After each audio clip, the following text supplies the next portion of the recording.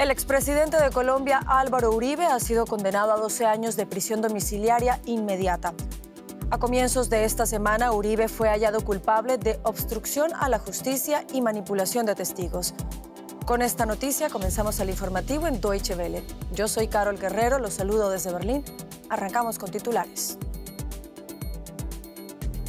El expresidente colombiano Álvaro Uribe también ha sido inhabilitado para ejercer cargos públicos durante 8 años. Su partido, el Centro Democrático, ha convocado a marchas el próximo 7 de agosto en apoyo al exmandatario. En Chile se han suspendido las actividades en la mayor mina subterránea de cobre del mundo para facilitar las tareas de rescate de varios mineros que quedaron atrapados. Por ahora, las autoridades han confirmado la muerte de una persona. El ministro alemán de Exteriores, Johann Wadephul, advierte a Israel contra la toma de territorio palestino y visita la Cisjordania ocupada. En su segundo día de visita a Oriente Medio, Wadephul ha reiterado que Israel se arriesga a un mayor aislamiento internacional por sus acciones.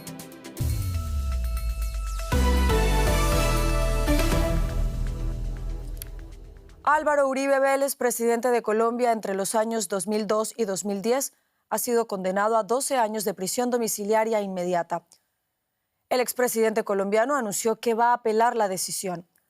La juez Sandra Heredia lo consideró responsable por delitos de fraude procesal y soborno en actuación penal y también lo ha condenado a 8 años de inhabilitación política, así como a pagar una multa de más de 2.400 salarios mínimos legales vigentes, lo que equivale a más de 700.000 euros. Tanto la defensa como las víctimas tienen 5 días hábiles para recurrir la sentencia.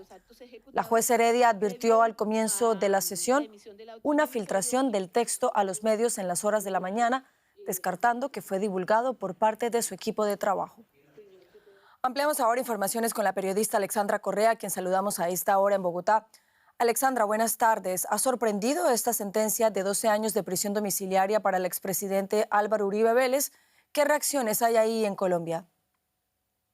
Carol, efectivamente una sentencia de más de 1.000 páginas que se filtró a los medios de comunicación antes de que la jueza la dictara. Sorprendieron dos cosas de la sentencia. La primera, que la pena ha sido mayor de lo que pidió la Fiscalía General de la Nación, es decir, había pedido 9 años y la jueza decidió 12 años de prisión domiciliaria, lo máximo que se esperaba para estos delitos, Carol, por fraude procesal y soborno en actuación penal, de lo que fue culpado históricamente Uribe, primer exmandatario condenado penalmente en Colombia. Y el otro factor que sorprendió es que es una sentencia de carácter inmediata, es decir, que el expresidente debe irse ya a cumplir prisión domiciliaria ipso facto, además de pagar una multa equivalente, como lo dijiste, a más de 700.000 euros e inhabilidad para el ejercicio de derechos y funciones públicas como sanción principal, también de 100 meses y 20 días, es casi 8 años. Hay que recordar que la defensa de Álvaro Uribe Vélez anunció apelar la sentencia en segunda instancia que quedará ante el Tribunal Superior de Bogotá, Carol. Y si este mantiene en pie el fallo de la jueza, la defensa puede seguir escalando su apelación hasta la Corte Suprema de Justicia, en donde comenzó el caso del expresidente. Las reacciones, por supuesto, han sido mixtas en Colombia. Sabemos que políticamente el país está dividido entre seguidores y detractores de Álvaro Uribe, que argumentarán se trata de una persecución política, y quienes apoyan el material, por otro lado, probatorio que expuso la jueza que dictamina que efectivamente hubo justicia en este caso, Carlos. Alexandra, esta histórica sentencia llega cuando faltan apenas 10 meses para las elecciones presidenciales en Colombia. ¿De qué manera esta sentencia contra Uribe puede impactar estos comicios? Bueno, Uribe es una figura política muy fuerte e influyente. Fue 2 veces presidente de Colombia, lideró la política de seguridad democrática que le dio sendos golpes a las guerrillas y el narcotráfico, pero no las acabó, Carol, y posteriormente fue señalado de cometer crímenes de lesa humanidad en el marco de esa bandera política. Por él también se eligieron Santos y Duque como presidentes en Colombia. Uribe fue fundador de su partido político de derecha que usa la silueta incluso de su cara, el Centro Democrático, que va a jugar un papel protagónico para la derecha en las próximas elecciones presidenciales de 2026, en las que este fallo condenatorio de quedar en firme contra Uribe, el mentor del partido más prominente de la derecha, será usado efectivamente para reavivar la indignación de sus candidatos, que ya argumentan. Como dije, se trata de una persecución política, así como el atentado que sufrió uno de los precandidatos más conocidos de su partido, el senador Miguel Uribe, quien se encuentra todavía en cuidados intensivos. La derecha, Carol, quiere arrebatarle a la izquierda el poder en Colombia en cabeza del hoy presidente Gustavo Petro, quien no puede constitucionalmente reelegirse. Alexandra Correa, en Bogotá, Colombia, gracias por estas informaciones.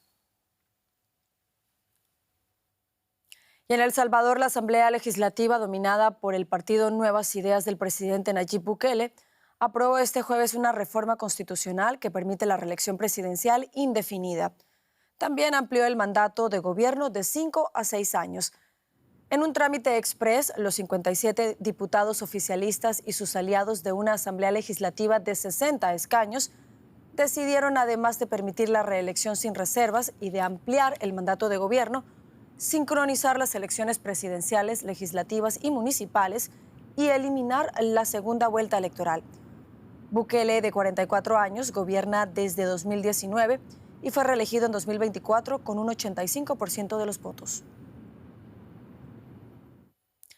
Y el juez de la Corte Suprema brasileña, Alexandre de Moraes, instructor del juicio por golpismo contra el expresidente Jair Bolsonaro, afirmó este viernes que ignorará las sanciones impuestas el miércoles por el gobierno de Donald Trump y que continuará en funciones.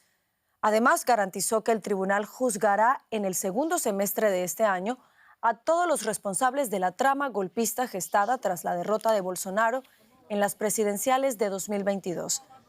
La administración Trump argumenta una motivación política en la causa y, con base en ello, revocó el 18 de julio el visado a 8 de los 11 magistrados de la Corte brasileña. Además, elevó los aranceles a las importaciones brasileñas al 50%. Y seguimos en la región porque en Chile las autoridades han paralizado este viernes las actividades en la mina El Teniente para facilitar las labores de rescate tras un accidente registrado en ese yacimiento de cobre, considerado el más grande del mundo. Un minero ha muerto y otros 5 han quedado atrapados a unos 500 metros de profundidad en la localidad de Machalí. El colapso se produjo tras registrarse un evento sísmico de magnitud 4,2. Chile es el mayor proveedor mundial de cobre y esta mina es considerada la más grande del mundo de este metal. Aquí se extraen cada año 356.000 toneladas de cobre. Con más informaciones sobre lo ocurrido en la mayor mina de cobre subterránea del mundo se encuentra nuestra colega Jacinta Molina, quien saludamos a esta hora en Santiago de Chile. Jacinta, buenas tardes. ¿Cómo avanza la búsqueda de los mineros que continúan atrapados tras el derrumbe? Hola, muy buenas tardes. Aún no se ha logrado establecer comunicación con estos 5 mineros que permanecen atrapados al interior de esta mina más temprano y por lo tanto no se sabe su estado, no se sabe si han sobrevivido o no a este accidente. Más temprano, como te decía, las autoridades encargadas de la división El Teniente, que es esta mina donde se registran estos hechos, han dicho que las próximas 48 horas desde ocurrido este accidente van a ser fundamentales para establecer también lo que viene en las labores de rescate, que siguen en desarrollo. Hay cerca de 100 personas que están colaborando con estas labores de rescate, entre ellos rescatistas y también geofísicos. Todo esto en medio de un accidente minero que ya ha sido catalogado acá en Chile como el mayor que se ha registrado, eso después de lo ocurrido el año 2010 en la mina San José, en la zona norte de Chile, donde por 2 meses 33 mineros permanecieron atrapados y finalmente fueron rescatados todos con vida. Jacinta, ha habido además denuncias de negligencia. ¿Qué dicen las autoridades a propósito de esto? Claro, denuncias que llegan de algunos trabajadores y también familiares que han sugerido fallas de seguridad en esta mina. Lo cierto es que la empresa responsable, que es estatal, Codelco es su nombre, ha atribuido este accidente a un sismo registrado el día de ayer, magnitud 4,2. Sin embargo, las autoridades están investigando cuáles fueron las causas que finalmente han gatillado este derrumbe. Por un lado, durante esta tarde, el Ministerio del Trabajo anunció que la Dirección del Trabajo está llevando a cabo una indagatoria primero para ver si hubo responsabilidad por parte de la empresa y si eso se determina, eventualmente ya imponer algunas sanciones. Y por otro lado, hay una investigación de carácter penal que está llevando a cabo la Fiscalía de O'Higgins, que es la región en la cual se ubica esta mina. Durante esta mañana ya se confirmó que la Fiscalía está indagando la única muerte que se ha confirmado de momento, que es de un trabajador. Esto lo está investigando como un cuasi delito de homicidio. ¿Y esto por qué? Para poder también determinar si es que acá hubo responsabilidad por parte de los operadores que estaban a cargo de los trabajos que se estaban realizando a la hora que ocurre este derrumbe, y también si es que eventualmente estuviesen incumplido algunas normativas de seguridad. Así que se están llevando a cabo en paralelo esas investigaciones al mismo tiempo que se están realizando estas labores de rescate en un momento crítico, porque como yo te decía, ya se ha dicho que estas 48 horas van a ser clave y está próximo a cumplirse ya el primer día desde registrado este accidente. Pues seguiremos muy atentos a lo ocurrido en esa mina. Jacinta Molina, gracias por estas informaciones. Buenas tardes. Y el enviado de la Casa Blanca para Oriente Medio, Steve Witkoff, visitó este viernes la Franja de Gaza para evaluar su estado y elaborar un plan de entrega de alimentos y ayuda médica. Witkoff visitó uno de los puntos de reparto de ayuda de la Fundación Humanitaria para Gaza en Rafah, con la intención de informar al presidente Donald Trump sobre la situación humanitaria. Estos puestos de ayuda han sido objeto de polémica desde su apertura en marzo.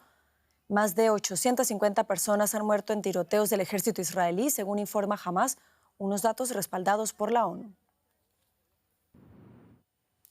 Con más informaciones se encuentra la periodista Maya Siminovich, a quien saludamos a esta hora en Tel Aviv. Maya, ¿qué otros detalles nos puedes contar sobre esta visita del enviado de Estados Unidos para Oriente Medio a Gaza? Hola, Carol. Sí, se ha sabido que visitó hoy junto con el embajador americano-estadounidense en Israel, Mike Huckabee. Hicieron una visita muy extraordinaria a un territorio en guerra, en conflicto abierto. Lo que decías, la idea de Witkoff era contarle a Donald Trump qué es lo que realmente está pasando en el terreno. También ha contado él qué es lo que ha visto, que ha estado 5 horas en Gaza, en uno de los centros de reparto de la GHF, la Fundación Humanitaria para Gaza, que se llama esta empresa apoyada por Estados Unidos y por Israel, que es severamente criticada por todas las organizaciones humanitarias. Él ha dicho, al lado de un césped artificial que colocaron en la entrada, que es algo que tampoco se había visto antes en las escenas bastante tremendas que se han estado viendo en los últimos 2 meses, ha dicho que la cosa funciona, se están alimentando a muchos gazatíes. Huckabee ha dicho que está impresionado y que es increíble el hecho de que logren administrar hasta ahora 2 millones de comidas. Y luego hay otras personas que dicen que esas 2 millones de comidas, por ejemplo, analistas de la ONU y otra gente experta en hambruna, no son 2 millones de personas que reciben esa comida, son 2 millones de repartos, y quien lo coge y lo consigue, lo agarra, son gente fuerte, suelen ser hombres, suelen ser personas que pueden cargar con esos kilos de alimentos y en muchos casos alimentar a sus familias, y en otros muchos revenderlos en mercado negro, puesto que todas esas cosas están pasando en Gaza porque no entra suficiente ayuda humanitaria. Maya, de otra parte, más de 20 países y de la Liga Árabe condenaron a Hamas en una reunión en la ONU promovida por Francia y Arabia Saudita, y además pidieron el desarme de este grupo considerado terrorista por varios países.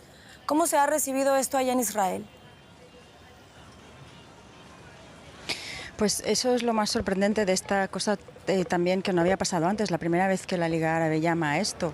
Son 22 países los de la Liga Árabe, toda la Unión Europea, más otros 17 países que han condenado las masacres de Hamas del 7 de octubre, han pedido su desarme y que ceda el poder. Es el sueño de Israel desde el principio de esta última crisis que comenzó en el 2023, y la reacción ha sido cero. no es eso en lo que se ha fijado el gobierno ni las instituciones, sino en el hecho de que varios países van a declarar el Estado palestino en septiembre. Es la cascada de países que continúa.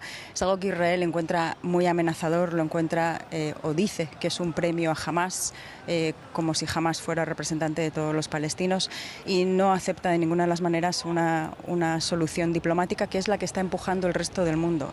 Parece que incluso Trump está diciendo de vez en cuando que esa es la única solución posible.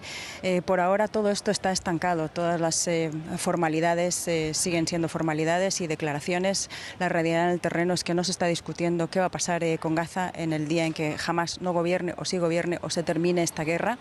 Hamás sigue exigiendo un alto el fuego total, el regreso de todos los rehenes por intercambio por presos palestinos, y Israel sigue diciendo que no está dispuesto, sino que tiene que ser un intercambio parcial. Maya Siminovich, en Tel Aviv, gracias por estas informaciones. Y el ministro alemán de Exteriores, Johann Wadephul, se ha reunido con el presidente palestino Mahmoud Abbas en Cisjordania. Las conversaciones se centraron en la violencia de los colonos israelíes contra los palestinos y la guerra en curso en Gaza. Previamente, Wadephul había hablado con altos cargos políticos israelíes sobre la reactivación del alto al fuego con Hamás, grupo considerado terrorista por la Unión Europea, para evitar el aislamiento diplomático de Israel.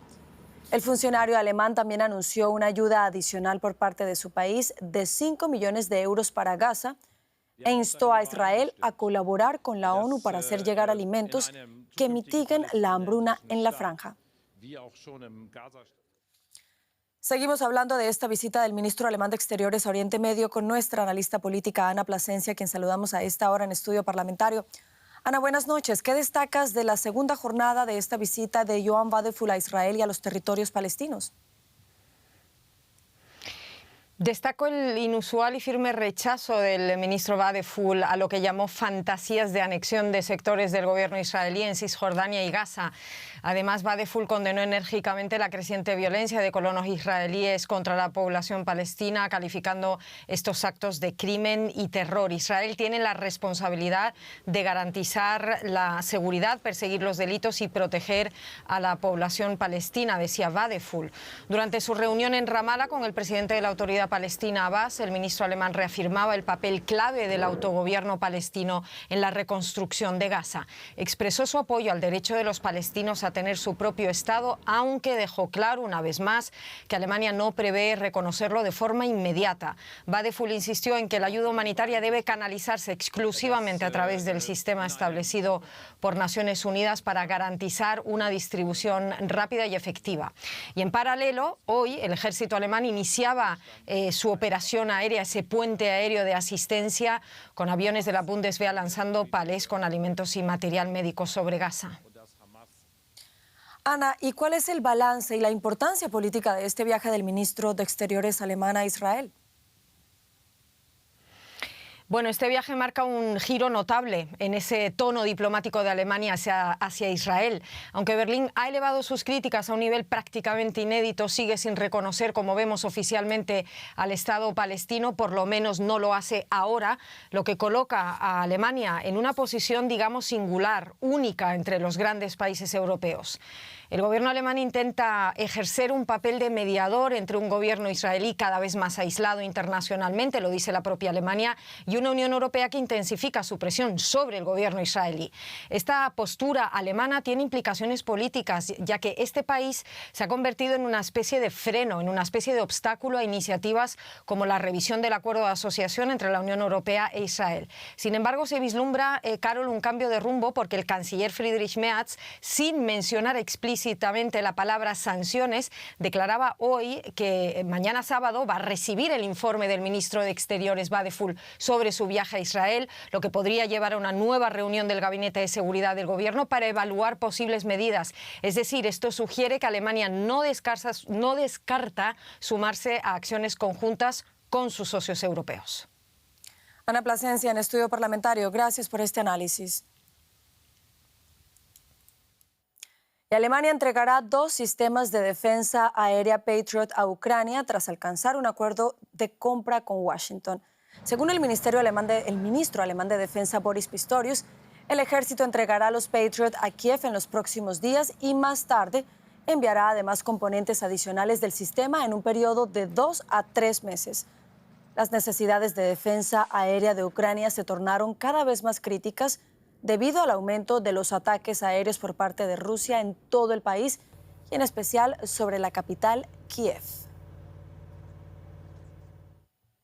Y ya nos acompaña Rosa Casals, lo que quiere decir que llega la hora de la información económica y, por supuesto, hablamos de aranceles, Rosa. Bueno, vamos a Estados Unidos y primero hablamos de datos de empleo en Estados Unidos, que, por cierto, no fueron muy favorables.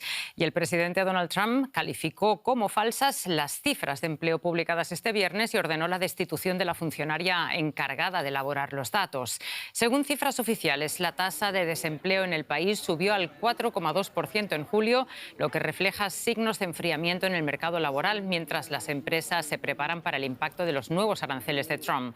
La mayor economía del mundo sumó 73.000 nuevos puestos de trabajo en julio, muy por debajo de lo esperado por los analistas. Además, las cifras de mayo y junio fueron fuertemente revisadas a la baja, marcando los peores registros desde la pandemia. La publicación de estos datos impactó en los bonos del Tesoro, que cayeron este viernes. Y vamos en busca del análisis con nuestro compañero allá en Nueva York, Argemino. ¿Qué tal? Muy buenas tardes para ti. El presidente Donald Trump ya ha ordenado el despido de la comisaria de la Oficina de Estadísticas Laborales, a la que ha acusado de manipular el dato. ¿Cuál está siendo la reacción allá en Estados Unidos? Hola, buenas tardes. Bueno, la reacción ahora mismo es de críticas por parte de la oposición a este ataque de Donald Trump a Erika McEntire, la jefa de la Oficina de Estadísticas Laborales, a la que ha acusado de manipular el dato ahora y en 2024, diciendo que supuestamente McEntire había inflado el dato de empleo en 2024 para beneficiar a Joe Biden y ahora lo habría reducido para perjudicar a Donald Trump. El senador demócrata Bernie Sanders ha dicho que esta es la manera en la que se comportan los autócratas y ahora mismo la reacción principal de comentarios, por ejemplo, en los medios de comunicación, es sobre qué ocurrirá si a partir de ahora la política y la estadística se mezclan y quién se puede fiar de los datos oficiales que publique Estados Unidos. McEntire fue nombrada en 2023 y confirmada por 86 de los 100 senadores. Además, como mencionas, de este dato del paro negativo de junio, creación débil de empleo, ha revisado la oficina a la baja la estimación de creación de empleo. Se habrían creado 258.000 trabajos menos en Estados Unidos en el último trimestre de lo que se había estimado. Increíble. Bueno, Argemino, hablando de otra cosa, los aranceles de Trump alimentan desde hace meses los rumores de que puede haber una recesión en Estados Unidos. ¿Qué otros datos hay que tener en cuenta? Bueno, hay varios datos. Antes de nada, comentar este dato del paro que parece confirmar una sospecha que tenían algunos consejeros delegados y algunos agentes sociales de la economía, según diferentes encuestas. Y es que el mercado laboral puede estar dando signos de debilitamiento. Por ejemplo, ya no es tan fácil buscar otro empleo como en los últimos años. Esto se suma a la incertidumbre de los aranceles. Varios economistas consultados por The Wall Street Journal en abril, después de ese anuncio masivo de aranceles por parte del presidente Donald Trump, daban a la recesión en Estados Unidos una posibilidad del 45%, ahora ha bajado un poco al 33%, pero es verdad que, según economistas, los aranceles tardan entre 6 y 18 meses en causar efecto y todavía quedan muchos acuerdos comerciales por firmar. La mayoría de los 7 u 8 que se han firmado son preliminares, solo se ha firmado uno sobre el papel con Reino Unido y, por tanto, queda mucho por ver cuál va a ser el impacto en la economía y también, como no, en el mercado laboral. Y un último dato, los precios de las viviendas han bajado por tercer mes consecutivo y se especula que este también podría ser un dato que apunte a una debilidad de la economía.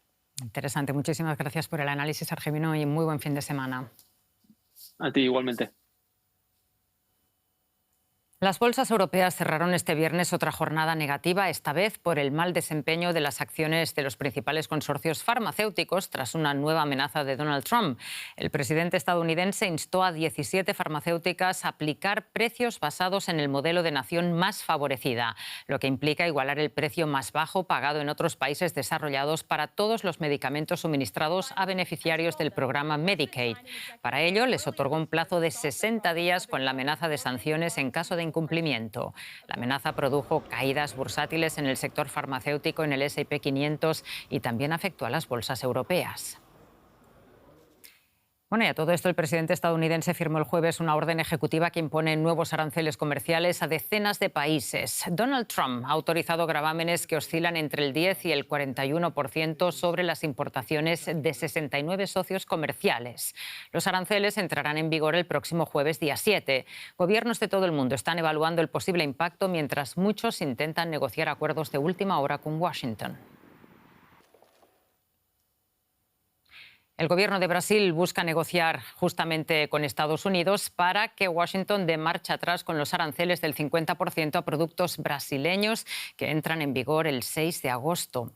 Aunque el Ejecutivo también evalúa aplicar medidas de represalias si no hay avances. Mientras tanto, estudiantes y movimientos sociales salieron a protestar frente a la embajada estadounidense en Brasilia. Si las negociaciones de Brasil con la Casa Blanca no llegan a buen puerto, el próximo 6 de agosto, la mayor economía de Sudamérica encabezará la lista de los países más castigados por los aranceles de Trump, con una tasa del 50%. Por ahora, Lula apuesta por la diplomacia. El presidente Lula nos instruyó que primero sigamos negociando. Las negociaciones no terminaron, recién comienzan.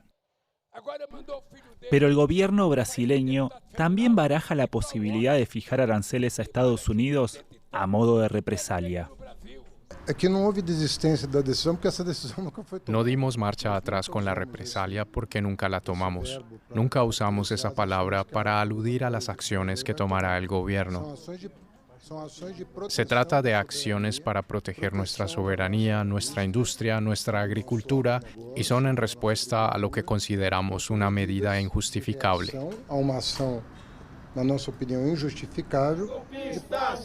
Muchos coinciden con el ministro. Algunos incluso denuncian una intromisión de Trump en su país con pancartas frente a la embajada de Estados Unidos. Es que el republicano anunció un alza en los aranceles a Brasil cuestionando el juicio contra el expresidente brasileño de derecha, Jair Bolsonaro, acusado de una intentona de golpe de Estado. Si bien finalmente Washington excluyó 700 productos brasileños de los aranceles, como las naranjas o el petróleo, otros como el café quedarán grabados a partir del 6 de agosto, lo que podría afectar al empleo. Los sectores perjudicados no tienen muchas formas de reaccionar por ahora. Hay una gran probabilidad de que tengan que ajustar con despidos porque no hay ningún socio tan relevante como Estados Unidos, nuestro segundo socio comercial, como para encontrar rápidamente un sustituto en el mercado mundial.